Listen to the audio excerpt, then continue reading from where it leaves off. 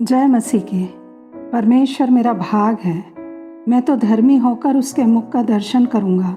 जब मैं जागूंगा तब उसके स्वरूप से संतुष्ट होऊंगा।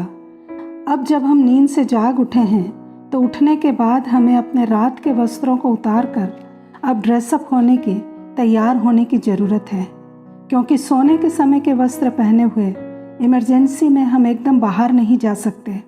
प्रकाशित वाक्य 16:15 में लिखा है कि धन्य है वह जो अपने वस्त्र की चौकसी करता है।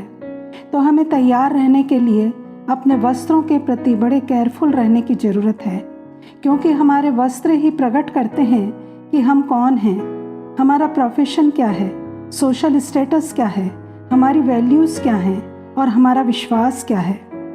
जिस प्रकार हमारे शारीरिक वस्त्र हमारे फिजिकल अपीयरेंस को रिफ्लेक्ट करते हैं, उसी प्रकार हमारी बुद्धि के नए हो जाने से हमारा चाल चलन भी बदलता जाए।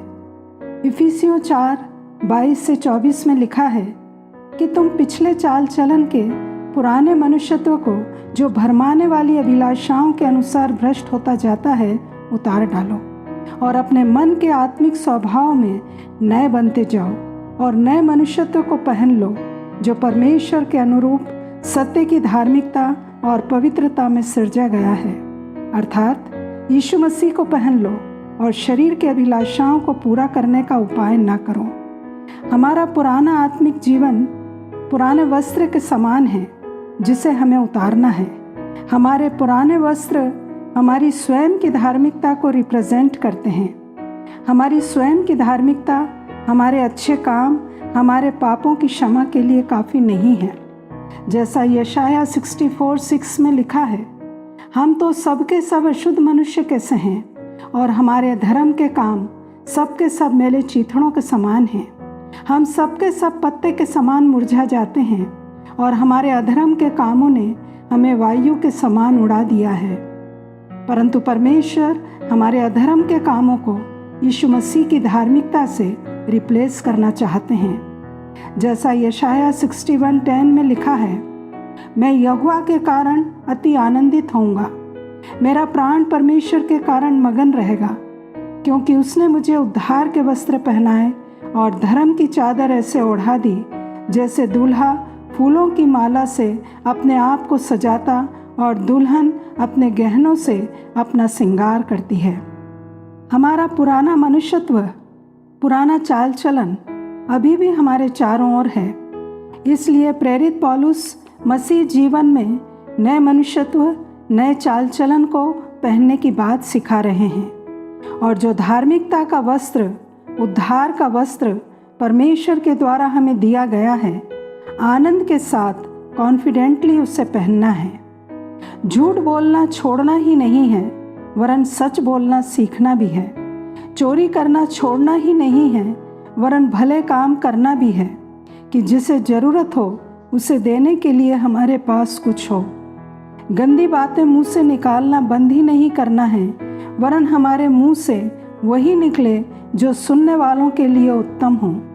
यदि क्रोध करें तो क्रोध शाम तक खत्म हो जाए, रात तक उसे ना रहने दें। सबसे मेल मिलाप रखें और उस पवित्रता के खोजी हों जिसके बिना कोई प्रभु को कदापि न देखेगा। यीशु मसीह ने इस संबंध में एक दृष्टांत कहा, नए वस्त्र का पैबंद पुराने वस्त्र पर कोई नहीं लगाता, क्योंकि वह पैबंद उस वस्त्र से कुछ और खींच लेता है और वह अधिक फट जाता है, और वह पैबंद पुराने से मेल भी नहीं खाएगा। पर हम पुराने को ही नया बनाने की कोशिश करते हैं। घर की बेकार चीज़ों को छिपाने के लिए उन्हें नई साफ चादर से ढांक देते हैं कि उनकी बदसूरती दिखाई न दे। ये पैच लगाना है, पैबंद लगाना है, अंदर तो गंदगी ही है। हम पुराने वस्त्र में या पैच लगे वस्त्र में प्रतिज्ञा के देश में नहीं पहुंच पाएंगे। यीशु हमारे चाल चलन, पुराने मनुष्यत्व, पुराने स्वभाव को डेकोरेट करने के लिए नहीं आए, परंतु अपने स्वरूप और समानता में हमें पूरा नया बनाकर अपने साथ ले जाना चाहते हैं। ये तब तक नहीं हो सकता जब तक हमारा माइंड नया ना हो जाए, और यदि हमारी सोच नई नहीं होगी तो हम पुराने वस्त्र की ओर तुरंत लौट जाएंगे। विचारों का, सोच का नया होना ये एक निरंतर प्रोसेस है। लहू बहने वाली स्त्री को पहले अपने विचारों को नया करना पड़ा, क्योंकि वो पुरानी व्यवस्था में जी रही थी। वो जानती थी कि मैं अशुद्ध हूँ, मैं यीशु को नहीं छू सकती। आज हम अपनी सोच को, अपने माइंड को कैसे तैयार कर रहे हैं? गलतियों 3:27 में लिखा है, तुम में से जितनों ने मसीह में बपतिस्मा लिया है उन्होंने मसीह को पहन लिया है। यूसुफ 13 साल बंदी गृह में रहा, परंतु जब फिरौन ने यूसुफ को बुलवाया वह झटपट बंदी गृह से बाहर निकाला गया और वह बाल बनवाकर और वस्त्र बदलकर फिरौन के सामने आया। जब पतरस 2 जंजीरों में बंधा हुआ 2 सिपाहियों के बीच सो रहा था तो प्रभु का दूत आ खड़ा हुआ और उससे कहा, कमर बांध और अपने जूते पहन ले और अपना वस्त्र पहनकर मेरे पीछे हो ले। परंतु मत्ती 22 में एक दृष्टांत है कि जब राजा अतिथियों को देखने भीतर आया तो वहाँ एक मनुष्य को देखा जो विवाह का वस्त्र नहीं पहने था। उसने उससे पूछा, तू विवाह का वस्त्र पहने बिना यहाँ क्यों आ गया? उसका मुंह बंद हो गया। आयोजन राजा के पुत्र के विवाह में उसको सम्मान देने के लिए था, परंतु उस व्यक्ति में ऐसी कोई भावना नहीं थी।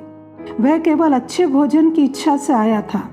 उसके मन में ना तो राजा के लिए और ना ही उसके पुत्र के लिए कोई सम्मान था, ना ही कोई प्रेम था। राजा के द्वारा दिया गया विवाह का वस्त्र न पहनना उसका व्यवहार ये बता रहा था कि मैं अपनी इच्छा के अनुसार करने के लिए स्वतंत्र हूँ। तब राजा ने सेवकों से कहा, इसके हाथ पांव बांधकर अंधियारे में डाल दो। अब वह सब अच्छी और भली वस्तुओं से आज़ाद है। अब उन्हें कभी नहीं पा सकेगा, क्योंकि उसने राजा का निरादर किया है। बहुत से चर्च जाने वाले मसीही उस दिन अचंभित हो जाएंगे, शॉक्ड हो जाएंगे, जब वो तैयार नहीं होने के कारण, उद्धार का वस्त्र नहीं पहने होने के कारण बाहर रह जाएंगे, क्योंकि उन्हें स्वर्ग जाने की आशा तो है, परंतु उन्होंने अपने वस्त्र नहीं बदले और स्वर्गिक वस्त्र नहीं पहने हैं। हे सियोन जाग, अपना बल धारण कर, अपने शोभायमान वस्त्र पहन ले, क्योंकि तेरे बीच खतना रहित और अशुद्ध लोग फिर कभी प्रवेश न करने पाएंगे। केवल परमेश्वर हमारे विलाप को आनंद में बदल देता है और टाट उतरवाकर आनंद का वस्त्र पहनाता है। हम प्रभु के द्वारा दिए गए नए जीवन को सीमित ना करें। अपनी स्वयं की धार्मिकता और धार्मिक रीति रिवाजों और परंपराओं से उसे ना मिलाएं, क्योंकि मनुष्य का स्टेटस और परमेश्वर की शिक्षाएं, धार्मिक अगुओं की मान्यताएं, धार्मिक विधियां और परमेश्वर की आज्ञाएं एक दूसरे से मेल नहीं खाती। यीशु मसीह में हम नए हो गए हैं, उसका उत्सव मनाएं और आनंदित हों। तो आइए हम प्रार्थना करें। प्यारे पिता, हमें क्षमा करें कि हम आपकी उस असीमित सामर्थ्य को सीमित रूप में देखते और ग्रहण करते हैं जो यीशु मसीह में आपने हमें दी है।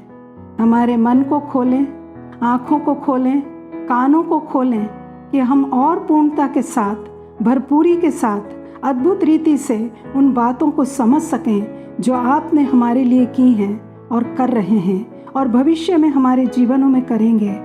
आप हमें नए स्वर्ग और नई पृथ्वी का आनंद देना चाहते हैं। हम प्रार्थना करते हैं कि इस आशा में हम तैयारी के साथ जिएं और जो इस आशा को नहीं जानते उनको भी हम बता सकें। यीशु मसीह के नाम में आमीन, फिर आमीन।